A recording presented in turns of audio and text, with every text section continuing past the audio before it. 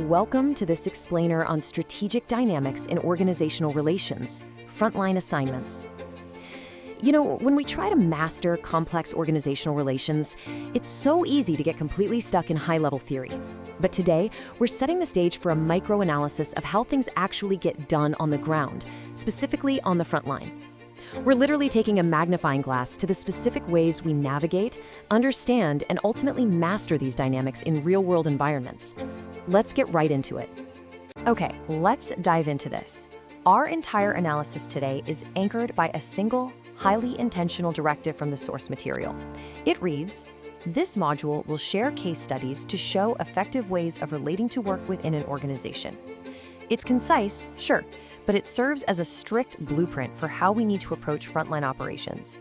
It perfectly outlines both the methodology we're going to use and the ultimate objective we are trying to achieve. Let's isolate that core idea for a second. Strategic dynamics in organizational relations. We aren't just looking at static org charts here or basic day-to-day emails. The term strategic dynamics implies that the modern organization is actually a living, breathing entity. It's this incredibly complex, interconnected web where every single frontline interaction, every decision, and honestly, every relationship carries massive strategic weight. Now, what's really interesting about this is our operational focus, frontline assignments. We are stepping away from that top-down executive theory to analyze work relations right where the action actually happens. Think of the frontline as the crucible. It's where overarching corporate strategy literally collides with daily execution. By focusing our analysis right here, we get to see the raw, completely unfiltered reality of organizational relations. So we know we're analyzing frontline strategic dynamics. But how exactly does this module teach us? Like, how are we meant to extract that learning? It's time to shift gears from the what of these operations to the how of the methodology. Because if theoretical frameworks just aren't enough to capture the messy reality of the front line, what is the absolute best mechanism for truly understanding these relationships? Well, the methodology relies exclusively on sharing case studies. And this matters immensely because, let's be honest, abstract theory tends to completely fall apart the second it hits the front line.